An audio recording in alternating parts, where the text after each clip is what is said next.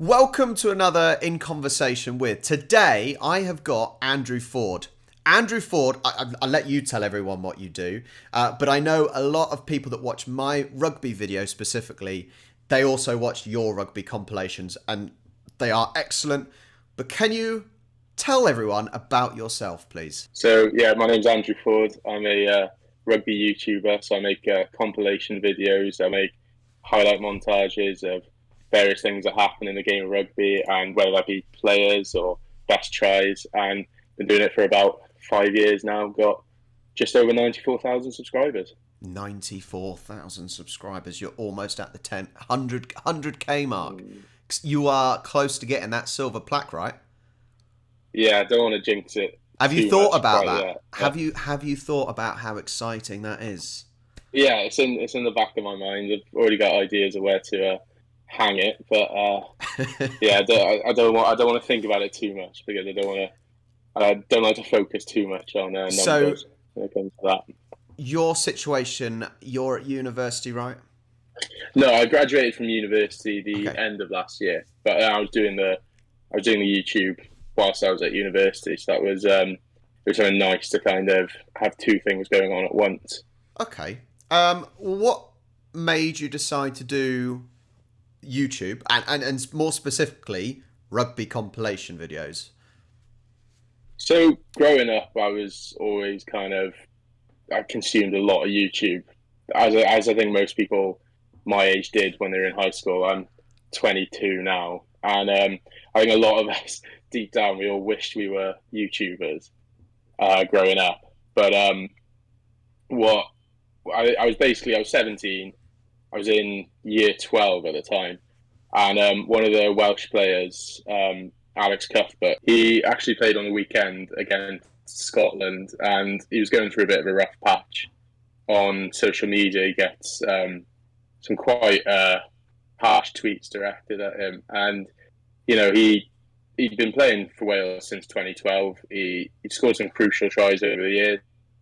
I thought I'll make a video of him to show people how good he is, and I just put it on YouTube, just not really thinking anything too deep into it. And then next thing I knew, it got 2,000 views, which at the time was incredible.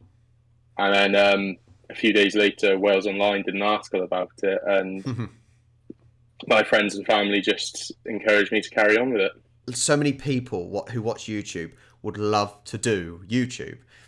And quite often the problem is knowing what to do, as in what sort of subjects to do about and what style to do. And, is it vlogs? Is it educational reactions like I do, compilations like you do? And it's almost just getting on and do it. And obviously you had a reason to get on and do it. And it's interesting because your video that you spoke about, which got picked up and then almost promoted, had exactly the same thing with my Nigel Owens video.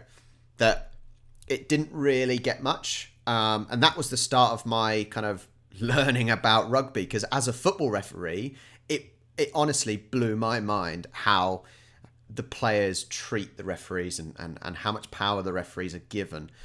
And then all of a sudden that video was put on a blog channel on the internet and it blew up. And that is what got my channel going. And that made me think, I'm going to invest more time in this and learn more, because that's what it's all about for me. So it's interesting that, very similar to you had basically that one video that almost got picked up by a website or whatnot. And yeah, that spurred you on to keep going. And now your videos, they are simply compilations. They don't have you in. Is that something you are happy with? Is it something that you may want to change? I.e., have your face, and we've spoken about this, about maybe you love rugby and you know about rugby. Is it a situation where maybe later on down the line you want to have you talking about the compilations while they're showing, have your face involved as well, so people actually know the Andrew Forde rather than the compilation guy? I think it's at the end of the day, I do think I've found my niche in a way Mm-hmm. that I don't think as much as a part of me, I'm not against using like my voice or having clips of me in it in principle, but I think I've never really found a good opportunity to use it. And I've tried stuff in the past. Like I remember I tried to do a podcast. I ended up like listening over it and thinking, I don't think this completely works. But then that's something that I could just end up doing again down the line. Now, it's a couple of years later, probably know a bit more about rugby, know more people who I could do a podcast with, for example. But then podcasts are quite saturated as it is anyway. But I think stuff like we've spoken about Squidge as well. His knowledge of the game is far better than mine. I wouldn't be able to articulate plays in the way that he does. Some of the stuff that he can pick out from rugby, I can't believe. His stuff is brilliant. After the last year's Six Nations, that's when I started properly watching rugby, and plenty of people said, look at Squidge. He goes into so much detail that it's amazing how that he could actually pick that up, and it's something, for example, that could be happening all the way at the other end of the pitch, or the at the top of the pitch, and how that influences what's actually going on currently with the ball, and it's those minor details that make a huge difference, and it's insane. So I think that's certainly a different style. So basically, you're going to keep the compilations coming, basically. Yeah, for the time being, yeah. Let's hope lots of forwards do lots of rubbish kicks, because I'm desperate. That's all I've asked for. Videos of forwards doing dreadful kicks, just to give everyone a laugh. Now, obviously, you are a Welshman, and I want to know, it may be Welsh specific, but what is your most memorable and favourite memory from rugby? Right, so I'd say there's probably two favourite memories I have. There's one's going to be a Welsh one, and the other's going to be a Cardiff one, because I'm a big Cardiff fan. I've had a season ticket at Cardiff since I was 9 years old. But the Cardiff one was in, I think it's 2013. We beat Toulon in the Heineken Cup, and it was a kind of last few minutes we scored a try. It was a dreadful game, but what was most significant about it was week before we'd been thumped by Exeter. This was back when Exeter weren't quite the team they are now, and Toulon were reigning European champions at that point.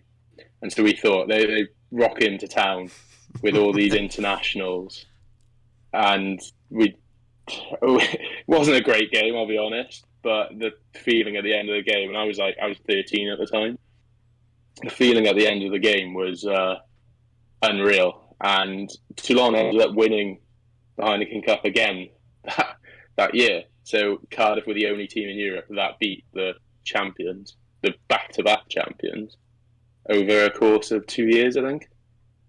That's an achievement, isn't it? Back then, and to know that your team did it. So there's your memory of Cardiff. Go with Wales. Go with the Wales. What's the best Wales memory you've got? The best one, given the context, was probably the World Cup in 2015 when Wales beat England at Twickenham. But I just think it was. I've got to stop you a second. A lot of my rugby subscribers are English, okay? So I hope they give you a load of abuse now. Okay. I'm sure I'll get plenty of abuse. But yeah, it was a World Cup, home England World Cup, and we turned up in London. We had so many players injured, and Dan Bigger got the kick with about 5 minutes to go, and we won the game. I was a bit too young at that point to be drinking, so I wasn't at the pub or anything, but watched it with a bunch of mates at home, and one of those, again, the feeling after the 80th minute. It's one of those feelings that you can't describe, like going through all that emotion. Oh, it's brilliant. Do you feel the rivalry between Wales and England? Yeah, I think to an extent, it's more of a case of England a more dominant team, in the Six Nations. I mean, after all, they're the only team that won a World Cup. So I think the relationship between the Irish and the English, the Scottish and the English, and the Welsh and the English, you always want to get one over the English. And then I think I wouldn't know so much about the whole France-England dynamic. Obviously, France are a great, successful rugby team in history anyway, in themselves, but there's that huge rivalry there as well. I don't think it's necessarily an anti-English kind of rhetoric as such, but it's more just, if there's one team you're going to have more of a rivalry with because of history, because of their success, it's going to be England. Yeah, it makes sense. As rugby as a sport, what do you think is probably one of the best things about rugby? That's quite a broad question, so feel free to answer as you will. But yeah, what do you think the best part of rugby is? So I think one thing, it's a bit of a cliche, but I think rugby is a game for everyone, in the sense that you have players of any. There's no specific body shape for a player to be. There's no specific height for a player to be. There's no specific skill set that is. Every position can have a complete different skill set, and that can benefit a team or, equally hinder a team. But I think you saw it on the weekend with Scotland. They had one Darcy Graham on one wing. He's about 5'9", 13 stone. And on the other wing, you have Duhan van der Merwe, 6'4", South African, who's tall guy, isn't he? Yeah, he's about 18 stone, I think, as well. So it's, you have two players playing the same position, and yet they offer completely something different, and they're two great players in their own right as well at the same time.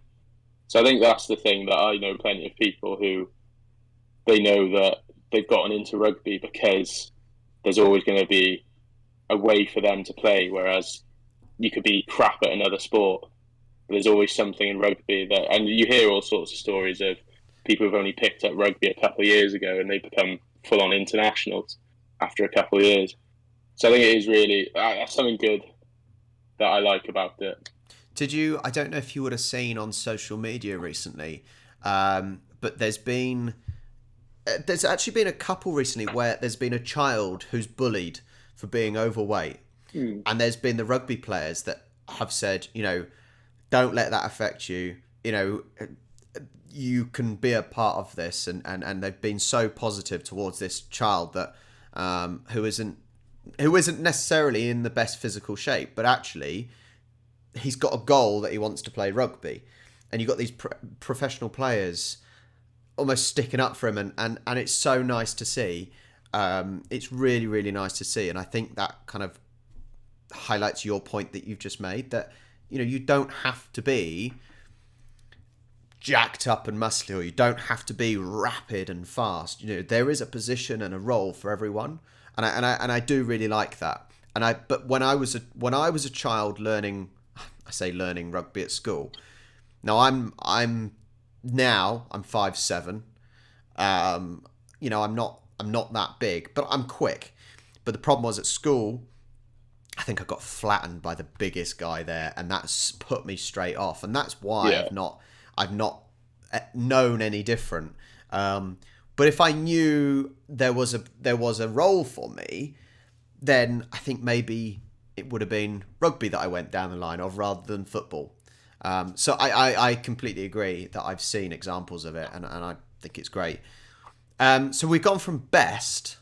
What about the worst? Is there anything in rugby you think, this is not good? I think when trying to attract new fans, there's definitely to the casual observer, stuff like kicking is very difficult for people to understand.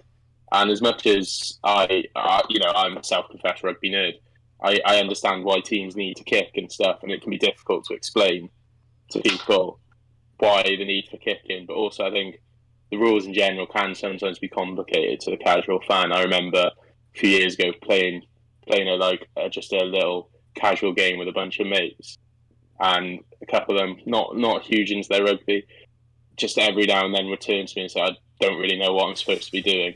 So it's, I think once you get into it, it's quite a good game, and things will come quickly. But to the just casual observer, it's a very difficult game to kind of get people into. And I think there's some people who don't help by kind of gatekeeping the game to a degree by acting as if, oh, if you don't understand this, then why are you watching rugby? I am doing my best. I am doing my best to learn. I would like to think I'm pretty good with working out what teams are doing well and what teams are doing wrong. I'd like to think that when I'm doing the watch-alongs, I can work it out, because I think as someone who has got a sporting mind, I can see it. However, the kicks, I still sometimes I perfectly get, but when it ends up just being like ping pong, and it's like you're not gaining anything, keep the ball and run up and spread the play to the wings and whatnot. But I completely agree. The amount of times a penalty is given away, and I'm like, why? I haven't. There's some obvious things, but then there's some things I'm thinking. A lot of like the offsides, things like offsides.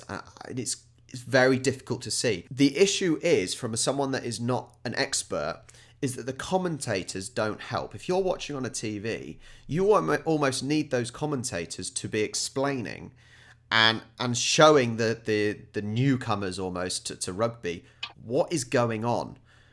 Because I think there was one situation they showed about 5 or 6 highlights, but not once did they say why England, I think, were being penalised. And it ended up being that the England player was stopping the away team, Italy, from making a tackle or getting into the maul, something along those lines. But those things need to be specific, and because otherwise I'm like, I don't know what's going on. It looked absolutely fine to me. I have no idea. So I think, once again, I think you're spot on. Now, obviously, me being a football referee, coach, and etc., I'd like to bring it a little bit to football. Is there anything you think that football should take from rugby? You like football as well, so you've got some knowledge as well. What do you think football could take from rugby? That's a good question. I think you touched on it as well. The relationship between the players and the referees in rugby is different compared to football. Where I think one thing that would be interesting is you see it in American football. Not that I tend to watch much American football, but how the referees communicate with the fans about the decisions. I think that'd be an interesting element of if there was microphones on the referees. I watched one of there was a referee in Australia who was mic'd up for a game, and I think he now refs in the UK. It was one of his last A-League games. He went to the Championship. He's meant to be in the Premier League now, but mic'd up. I thought it was just. You actually saw how much there's a perception that football players don't respect the referee, but I thought it showed that those players did respect him a lot. And I think even if it was a case of there was just highlights at the end of the game showing what was communicated to the referee, it would make a significant difference to people kind of understanding why certain decisions happen, but also I think it would stop. You do often see the footballers screaming at the referee, and they'd stop doing that, knowing that they could be heard. Yeah, I can only agree. As a referee myself, I know how much abuse I take from players and coaches. There's two sides of being mic'd up and audible. You touched on both. One is the discipline of the players. So, if a referee was mic'd up and everyone could hear, are you going to get players screaming and swearing at that referee because they will also be heard, and therefore they would be in deep trouble as well? Not necessarily during the game, but after, post-match sort of thing. But then the other thing is, once again, you said that if you can hear a referee explaining why he makes a decision, because there are so many decisions, even with VAR, there are so many decisions you think, why is he just given that? Why is he just given a penalty when there's no contact or the offside was before the contact or whatever it was. But at least if you could hear what the referee was saying, he can't be scrutinised because he's given, as long as it's a valid reason, he has given what he has seen, and why he's given the decision. And at least then the fans can understand, or the pundits can understand why he's given that decision. Because at the moment, you have no idea. The referees are not allowed to talk to anyone. And that's a rough deal for the referees. The referees basically have to put up and shut up. They get the abuse from the fans and everyone, and they've got no say. So I think by being mic'd up and audible, it would make a huge difference. But will FIFA and IFAB and the FA do it? No. They don't want the game to change. So yeah, I completely agree. On the spin of that though, is there anything you think rugby can take from football? Well, we touched on it earlier about you saying that the commentators don't tend to explain stuff very well about what's going on. I think when you watch, well, when I've watched football on BT Sport, they often have Peter Walton, who will come in on any of the like big decisions and explain whether it's not a penalty or whether it should have been a penalty or why the ref got the decision right. And I think they're trying it a bit with Nigel Owens was on the commentary for the Wales-Scotland game the other day. But I think if they kind of get it across a bit better by having a specific person that they call in at a certain point when there's a big decision in rugby, because it feels like every game now there's one of those controversial decisions that kind of after the game, doesn't matter what the score is, people are going to be saying, oh, that should have been a penalty or that should have been a red card. If you get a proper referee to explain exactly why it isn't a red card or why it should have been a red card, then I think you'll get the casual fans. They'll understand a lot more about what's going on in the game. Nigel Owens at the moment, is he just, so obviously I know he's there, but is he just there all the time, just talking as and when, rather than being brought in for specific moments? So he's there or thereabouts. Did the same with the Lions tour, and he will often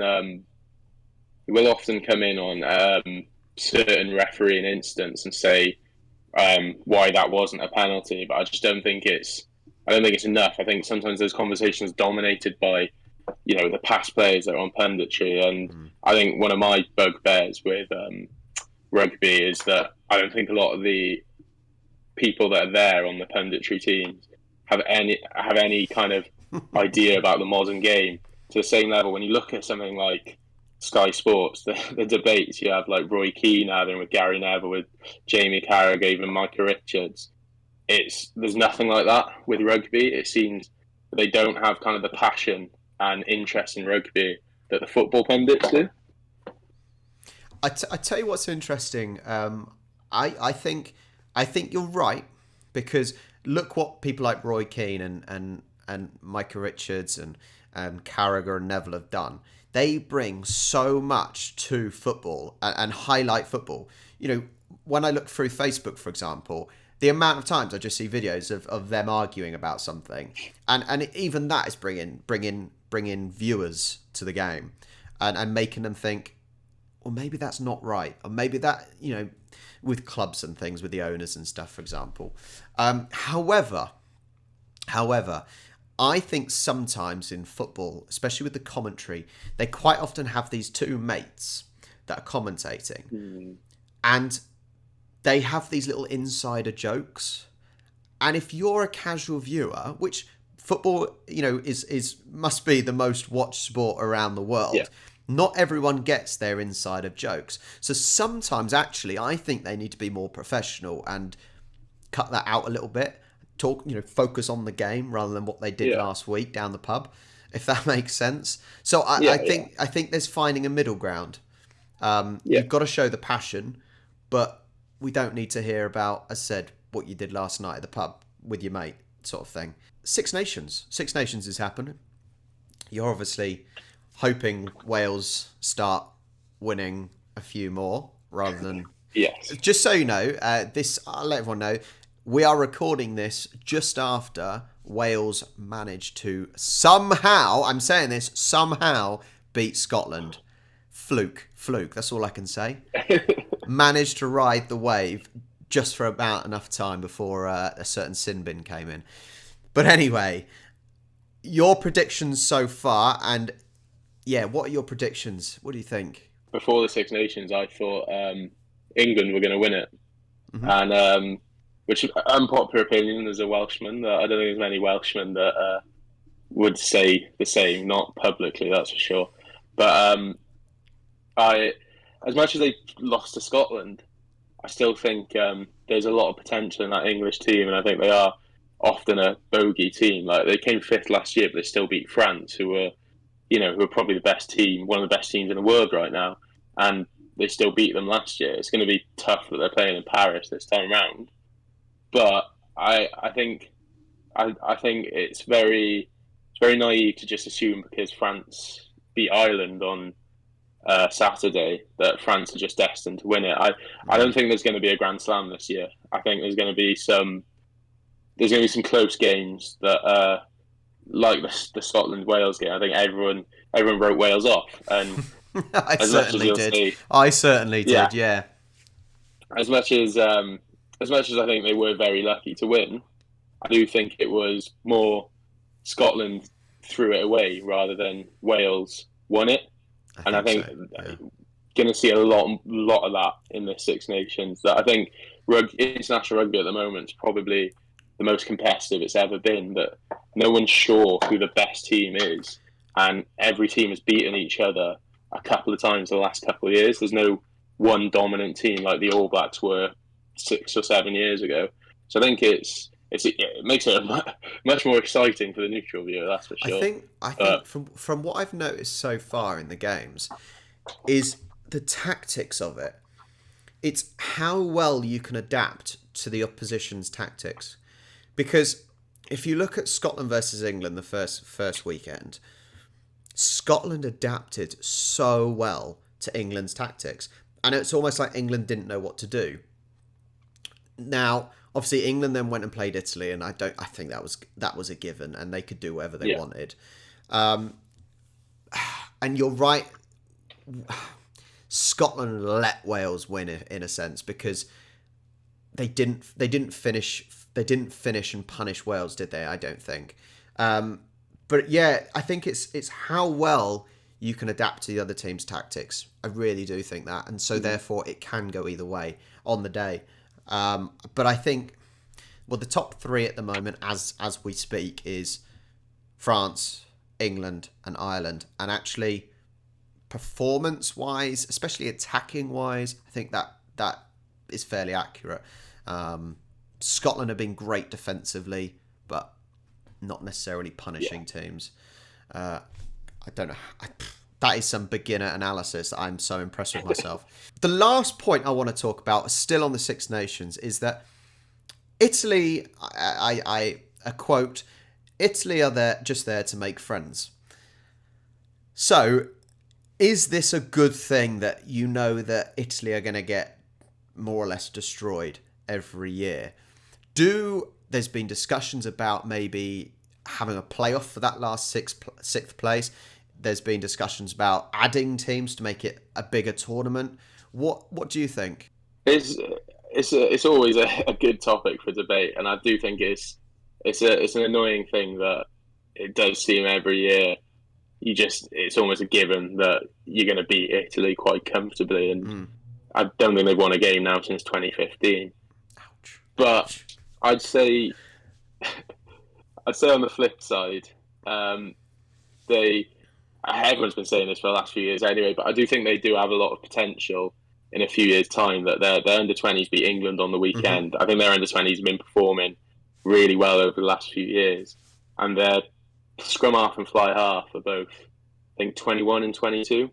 So that could easily be the halfback pairing now for the next 10 years. And then it's not like they're there just as token young players. They're both, it's Stephen Varney and Paolo Garbisi.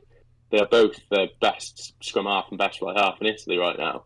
So I think there's a good argument to say that if Italy are playing other teams in Europe that aren't in the Six Nations and they're not performing against them, then yeah, definitely I think there should be questions about it.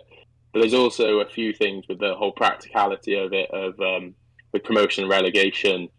It's likely the money that Italy generate from the Six Nations they'd have to scale back on so many things, and then Mm-hmm. that would almost guarantee that they become even worse as a result. And they're not a great team, but in the World Cup, for example, they're comfortably beating the other teams that are below them in the rankings. They're So sort they've of definitely improved. bottom of the top tier and top of the second tier, aren't they? So it's a Yeah, tough ground for them. Yeah. So you think nothing should change? You think it should stay the same? I think for the time being. So Georgia is always the team that people shout about, saying Yes. they should be Yeah. given a chance. But they drew to Portugal a few weeks ago, and Portugal, I don't think they even qualified for the last World Cup. So there's, Mm. I still think there's a degree of needs to be a bit more nuance on the topic. That I don't think it's simple as to say let's get rid of Italy, because I think the Five Nations, if it was the Five Nations, that wouldn't work either, because the nice thing about the Six Nations that that every weekend there's 3 games, whereas the Five Each team, Nations, yeah, every team plays each other every weekend, bar one weekend, obviously, where they have a week off. yeah, Yeah. I'm going to throw one more thing in. Now, I find it really interesting that football is mainly club orientated. So when there's internationals, there is a break. Obviously, from the championship below, there isn't a break unless they've got a lot of internationals. Whereas rugby is international based, mainly, from what I can tell. I find it really, really strange that the Premier League, for example, Premiership Rugby, is still going on whilst the internationals are going on. So what you end up having is all your best players at the club aren't even playing, and you're still expected to try and perform. I think that is really bizarre. I don't know if you've got any thoughts on that. yeah. It's a little bit of a bugbear of mine, because I'd say that I'm far more of a club fan than I am an international fan. Of Mm-hmm. course, I'm going to go out and support Wales when they're playing, and I'll go to games and I will love it when they win. But at the same time, I do still think when Wales lose, I'm not as upset as when Cardiff lose, even though Mm. Cardiff are a worse team in their respective league. But I do think, yeah, I do agree that the league that Cardiff are in now, the United Rugby Championship, they're trying to go to efforts of not playing any games during the international period, but then because of COVID over Christmas, they've now had to rearrange games for during the Six Nations, and so now my team's going out to South Africa for 2 games without 10 players, 10 international players, and we're probably going to get absolutely smoked in both It's games. just strange. It's so strange. Like, I've been looking forward to seeing Faf de Klerk's amazing hair playing for Sale, and he's never there. All this No. and but I don't know if you know who is paying their wages. Is it the club or is it the country? So there's it's been a quite a hot topic at the moment that in for example Wales, the Welsh Rugby Union, they keep hold of the players now, as in, so Cardiff have a game this Friday, Hmm. but it's up to the Welsh Rugby Union, so it's their discretion as to who they release for the games.